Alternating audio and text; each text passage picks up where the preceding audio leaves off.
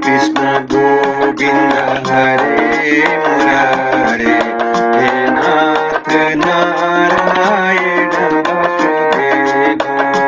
श्री कृष्ण गोविंद हरे मुरारे, हे नाथ नारायण वासुदेव। श्री कृष्ण गोविंद हरे मुरारे, हे नाथ नारायण वासुदेव।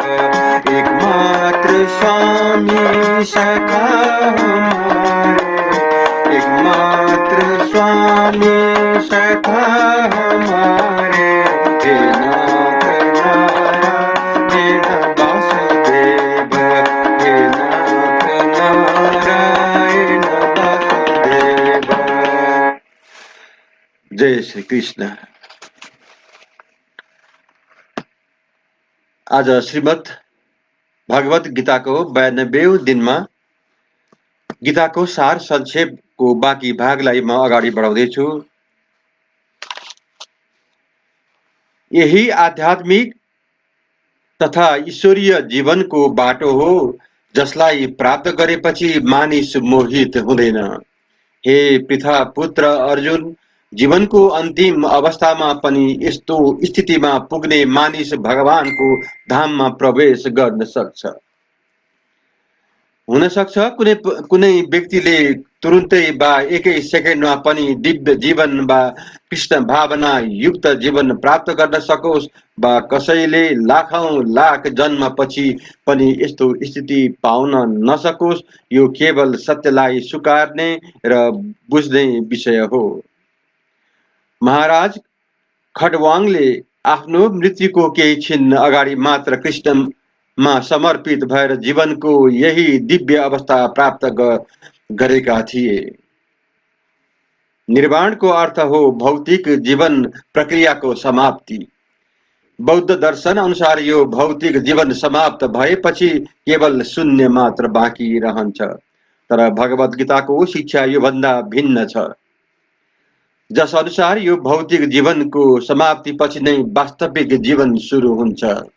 स्थूल दृष्टि भएका भौतिकवादीहरूका लागि यो भौतिक जीवन पद्धति एक दिन समाप्त हुन्छ भन्ने जान्नु नै पर्याप्त छ। तर आध्यात्मिक रूपले उन्नत व्यक्तिहरूका लागि भने यो भौतिक जीवन पछि पनि अर्को जीवन छ। यो जीवनको अन्त हुनुभन्दा अगाडि यदि कसैले सौभाग्यवश कृष्ण चेतना प्राप्त गर्न सक्यो भने त्यसले तुरुन्तै ब्रह्म निर्माणको स्थिति प्राप्त गर्दछ। भगवानको प्रेमा भक्ति र भगवत धाममा कुनै अन्तर छैन। ती दुवै परमपद भएका हुनाले भगवानको दिव्य प्रेमा भक्तिमा संलग्न हुनु नै आध्यात्मिक धाम प्राप्त गर्नु हो। भौतिक जगतमा इन्द्रिय तृप्तिका लागि काम हुने गर्दछ भने आध्यात्मिक जगतमा कृष्ण भावनामय कार्यहरू हुन्छन्। यो जीवनमै कृष्ण भावनाको प्राप्ति हुनु त तत्काल ब्रह्म प्राप्ति हुनु जस्तै हो। कृष्ण भावनामा अवस्थित भएको व्यक्तिलाई निश्चित रूपले पहिले नै भगवत धाममा प्रवेश गरिसकेको मान्नुपर्छ। ब्रह्म भौतिक पदार्थको ठीक विपरीत वस्तु हो। त्यसैले ब्राह्मी स्थितिको अर्थ हुन्छ भौतिक क्रियाकलापका स्तरमा नहुनु। भगवत गीतामा भगवानको भक्तिलाई मुक्त अवस्था मानिएको छ। स गुणांश मति त्यैतान ब्रह्म भूयाय कल्पते। अत ब्राह्मी स्थिति भनेको भौतिक बन्धनबाट मुक्ति हो। श्रील भक्ति विनोद ठाकुरले भगवत गीताको यो दोस्रो अध्यायलाई सम्पूर्ण ग्रन्थकै सारको रूपमा लिनुभएको छ। भगवत गीतामा कर्मयोग, ज्ञानयोग र भक्तियोगका विषयवस्तुहरू छन्। त्यो दोस्रो अध्यायमा पनि कर्मयोग र ज्ञानयोगको स्पष्ट व्याख्या गरिएको छ र सम्पूर्ण ग्रन्थको अन्तर विषयका रूपमा भक्तियोगको झलक पनि यहाँ दिएको छ।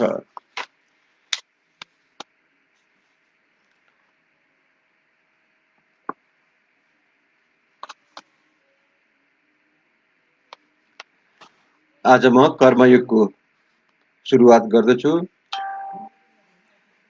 अघिल्लो अध्यायमा भगवान कृष्णले आफ्ना घनिष्ठ मित्र अर्जुनलाई संसारको शोक सागरबाट उद्धार गर्नका लागि आत्माको स्वरूपका सम्बन्धमा विस्तारपूर्वक व्याख्या गर्नुभएको छ। अर्जुनले भने, हे जनार्दन, हे कृष्ण, हजुरका विचारमा यदि सकाम कर्मभन्दा बुद्धियोग नै ठुलो हो भने किन मलाई यो भयङ्कर युद्धमा लगाउन चाहनुहुन्छ?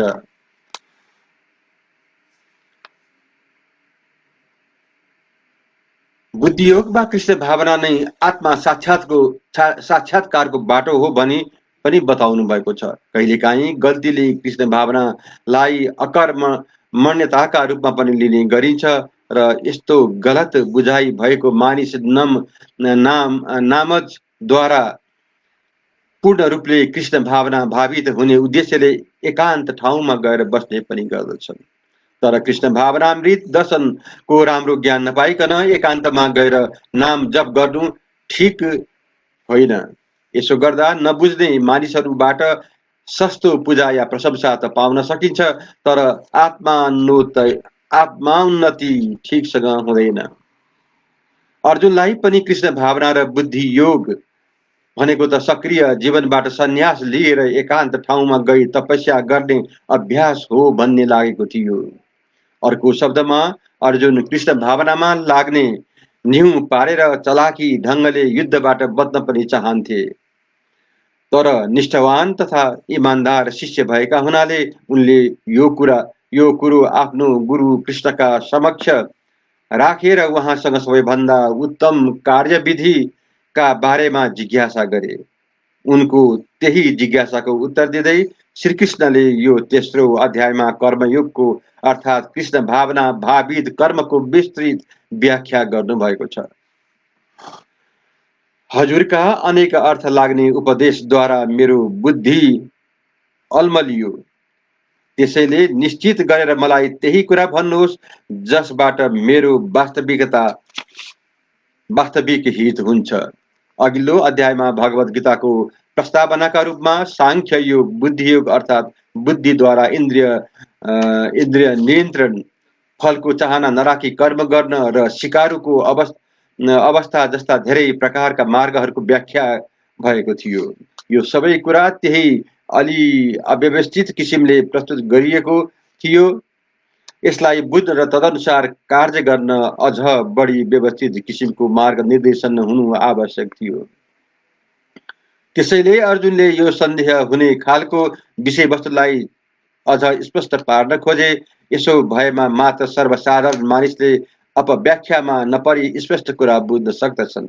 हुन त कृष्णले शब्दजालमा पारेर अर्जुनलाई अलमल्याउन खोज्नु भएको होइन, तैपनि अर्जुनले जडतावश भनौँ या सक्रिय सेवावश भनौँ कृष्ण भावनाको प्रक्रियालाई बुझ्न सकेनन्। अर्को शब्दमा भन्ने हो भने अर्जुनले यी प्रश्नहरू सोधेर भगवत गीताको रहस्यलाई गम्भीरतापूर्वक बुझ्न चाहने विद्यार्थीहरूलाई स्पष्ट बाटो देखाइदिएका छन्।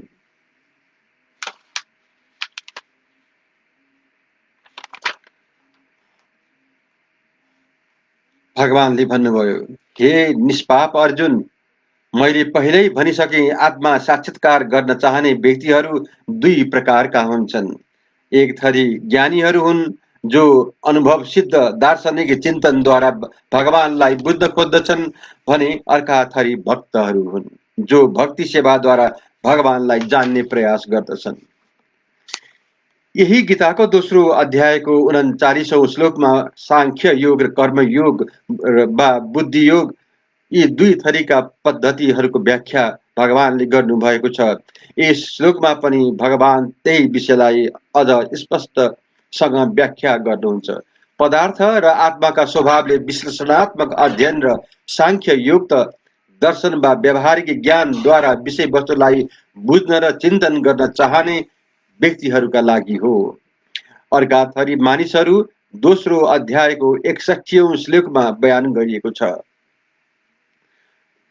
गरिए झैं कृष्ण भावनामा रहेर काम गर्छन्।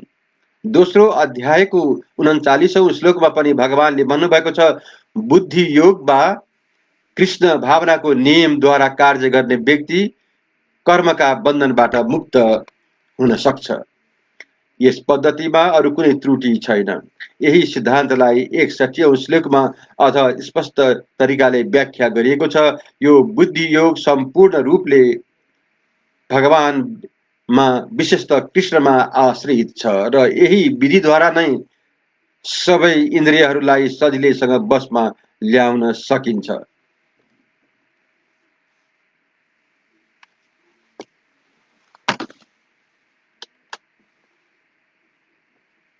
श्री कृष्ण गोविंद हरे मुरारे, हे नाथ नारायण वासुदेवा। श्री कृष्ण गोविंद हरे मुरारे, हे नाथ नारायण वासुदेवा। श्री कृष्ण गोविंद हरे मुरारे, हे नाथ नारायण वासुदेवा। एकमात्र स्वामी सखा हमारे, एकमात्र स्वामी सखा हमारे, हे नाथ नारायण वासुदेवा। श्री कृष्ण गोविंद हरे मुरारे, हे नाथ नारायण वासुदेवा। श्री कृष्ण गोविंद हरे मुरारे, हे नाथ नारायण वासुदेवा। श्री कृष्ण गोविंद हरे मुरारे, हे नाथ नारायण वासुदेवा। जय श्री कृष्ण।